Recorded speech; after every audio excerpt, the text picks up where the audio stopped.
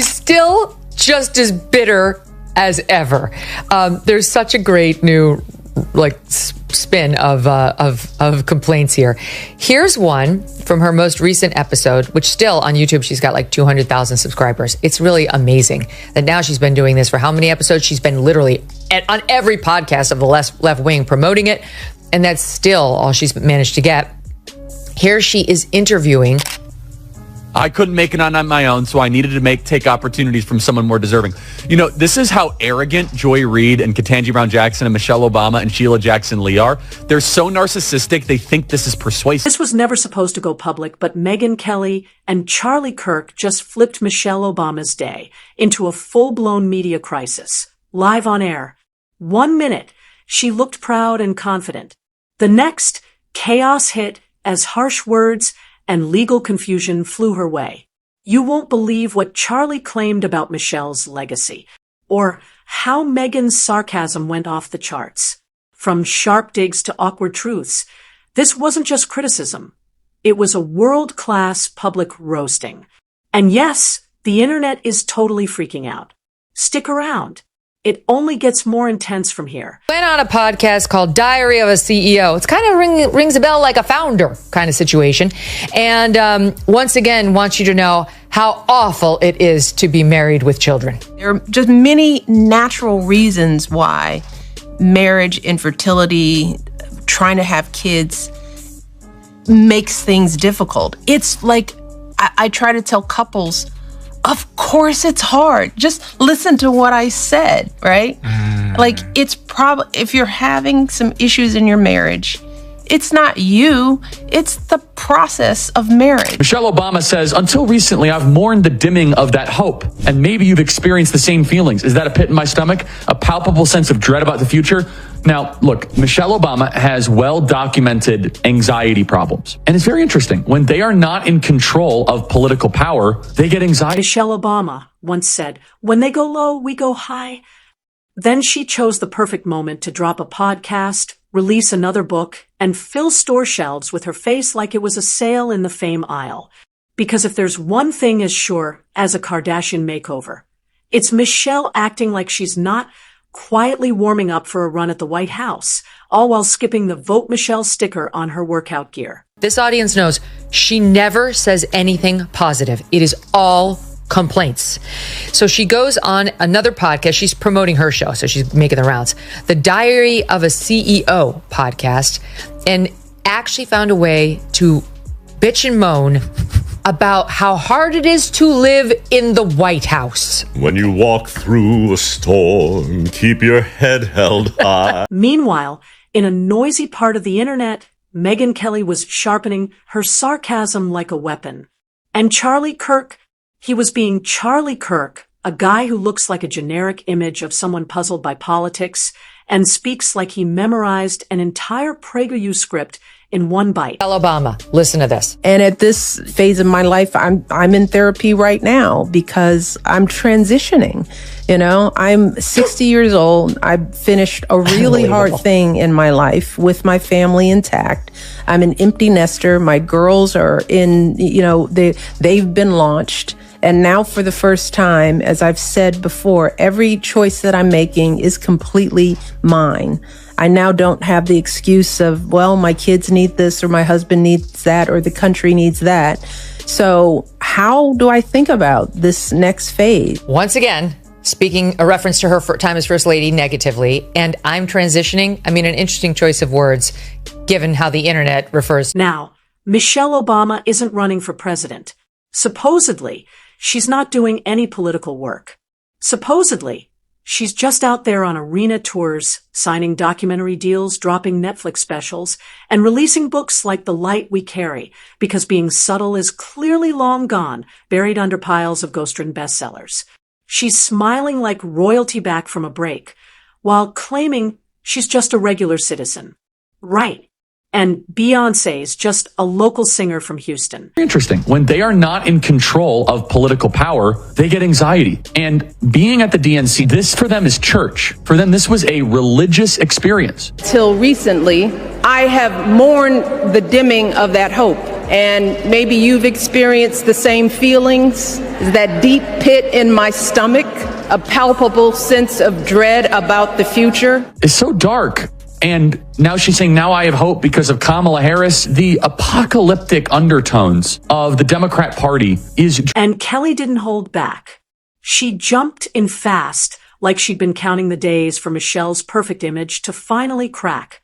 And let's be real, it's not that tough when Obama spent 8 years selling the idea that salads, lunch trays, and surprise dance moves were pillars of national strength.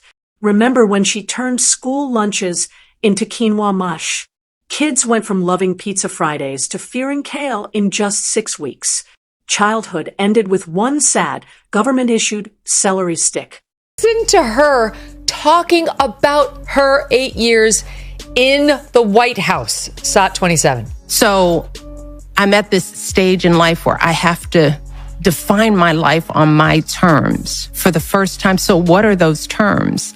And going to therapy just to work all that out. Like, what happened that 8 years that we were in the White House? What did that do to me? Yes. Internally, my soul, we made it through. We got out alive. I hope we made the country proud. My girls, thank God, are whole. But what happened to me? Oh my God. The utter privilege and how out of touch this person. Charlie Kirk, never one to miss a camera, jumped in with the kind of take that makes you wonder if he's got a secret lab where he grows opinions in jars. According to him, Michelle Obama's whole public image is just a setup to prepare America for the Obama's comeback tour. He swears every sweater she wears is a signal, every talk a quiet launch, and every podcast a test run for her political reboot. And honestly, he might not be wrong.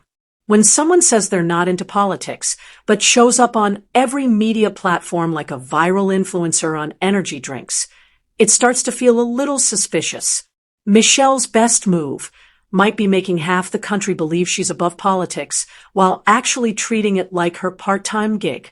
She's calling for unity one moment, then tossing shade at conservatives like it's Sunday service with the tone of a salty group chat. She's not just spreading motivation. She's turning it into a brand, selling it everywhere. Next year, Michelle Obama candles, hope and eucalyptus. Side note on Michelle Obama, can we just note how overrated she is? And like all the hype around Michelle Obama, oh, she's going to run for office. And she's just, I don't want to get into the aesthetics of all of it, but the presentation. And the media loves every second of it. Every time Michelle gets near a mic, reporters react like it's 2008 all over again. They treat her grocery runs like global peace talks. Meanwhile, when Melania Trump shows up in sunglasses, she's either planning a takeover or calling aliens, depending on the headlines. Megyn Kelly isn't buying any of it. To her, Michelle Obama is just another media-built icon, shaped from smooth speeches and sweet memories. And honestly, she's not far off.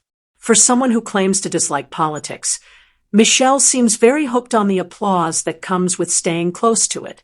She says she's done with the White House, but her schedule tells a different story. Every appearance feels like a celebration.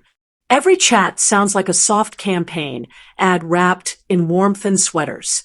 Charlie Kirk, always ready to sniff out strategy, says Michelle's playing advanced politics while others are stuck in beginner mode. He thinks she's setting up for 2028, but calling it a feel-good tour. Sounds crazy? Maybe. But this is the same country that voted for a reality show host after watching him fire people on TV for years. Stranger things have happened, like when Michelle made Brussels sprouts popular for about 5 minutes. But credit where it's due, Michelle turned wellness into a business weapon. She mixed self-care with speeches, added emotion, and built a brand. Her style is like a healthy smoothie flavored with Beyoncé lyrics and boosted by Oprah's stamp of approval. You eat your stress. Michelle sells hers with a podcast and $1 million book deal. Them together, I haven't even counted her husband's riches. They're definitely billionaires by now. The house in Martha's Vineyard, which is, I think, $20 million out on the yachts of David. what happened to me? Why doesn't anyone think about what happened to me during my, I'm enraged. I'm almost speechless at how ridiculous. Meanwhile, Megyn Kelly's not buying it. She's seen the Michelle fan parade before and has zero interest in clapping along. She's like the kid shouting that the emperor has no clothes, or in this case, that Michelle's got a full team. A stylist, a speechwriter, and a PR engine spinning faster than a fidget spinner at a school talent show. Let's not forget Michelle's memoirs. Yes, plural, because one book wasn't enough to hold her epic tale. Coming soon, becoming even more, followed by becoming forever, and finally becoming the president you totally deserve. Each edition includes a fancy box set with a tote bag, a scented candle, and a QR code for a 10-minute meditation voiced by Barack. While Michelle speaks on hope, Megyn's calling out the hype. She's pointing out the obvious. You can't preach being humble while cashing $500,000 speech checks, and then complain that America loves fame too much. That's like finishing a cake and blaming people for liking sugar. Michelle's method is clear. Don't say exactly what you think, and don't mean exactly what you say. Just smile, hug a kid, whisper, hope, and disappear in a cloud of lavender-scented goodness. And the crowd goes wild, because if there's one thing America loves more than celebrities, it's celebrities who pretend not to be celebrities. Michelle isn't just a fan favorite. She's the nation's carefully packaged mystery, wrapped in charm, Spanx, and a masterclass in quiet branding. Who are totally unaware of how people perceive them and how great their lives are and how little they should be complaining, period, never mind publicly. Which leads me to Michelle Obama. Every day she's dropped another negativity bomb on us, whether on her podcast or on someone else. Charlie Kirk, meanwhile, is yelling from the sidelines like a guy who got kicked out of prom, but still clutches the corsage. He's doing everything he can to warn America that Michelle is secretly the fancy disguise of elite liberal politics, sneaking in policies between podcast episodes. And to be fair, he's not entirely wrong. Michelle's had more influence outside the White House than most leaders have inside it. She holds the power of a president without any of the pressure. It's spotlight without office, applause without pushback, and sway without scrutiny. And that's before we even talk about her Netflix empire. But Michelle's true skill? Saying very little and making it sound deep. She'll talk for 45 minutes, and by the end you're clapping, but not sure what she actually said. She's like a walking greeting card dipped in good vibes. You leave feeling uplifted, confused, and maybe lighter in the wallet if you bought the merch. Megyn Kelly's not buying the act. She's been around media too long not to notice when inspiration starts to look like a product launch. She sees right through the glow up. Michelle's not just selling hope, she's marketing it. Books, talks, courses, and probably fluffy pillows with quotes stitched in gold. By 2026, we'll be watching The Michelle Method on HBO Max, voiced by Morgan Freeman, produced by Reese Witherspoon. We both have planes, and she's mad that you have to pay the cost of an airline ticket for the daughters to fly on them. I wonder, I mean, seriously, she's a smart woman.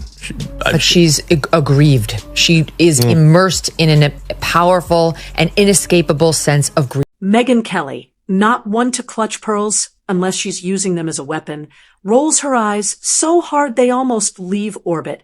She sees through the, oh shucks, act faster than you can say, media favorite. She knows the Obama image isn't random. It's refined, rehearsed, and raking in profits. Michelle didn't land here by chance. She likely had a slideshow, bullet points, and heels to match. Even her outfits cause media storms. A sleeveless dress, it's called empowerment. A tailored suit, suddenly it's a full-on leadership seminar. Meanwhile, if Megyn dares to wear white after Labor Day, it's a breaking news headline. The double standard isn't just obvious, it's blinding. Charlie Kirk, meanwhile, is pacing like a man powered by espresso and frustration. He's insisting that Michelle Obama isn't just a former first lady. She's a quiet contender with branding smoother than Apple's keynote speeches.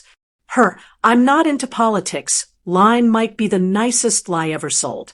And somehow, America keeps buying it like it's democracy-flavored Girl Scout cookies. Still, one thing stays the same. She's angry and unhappy.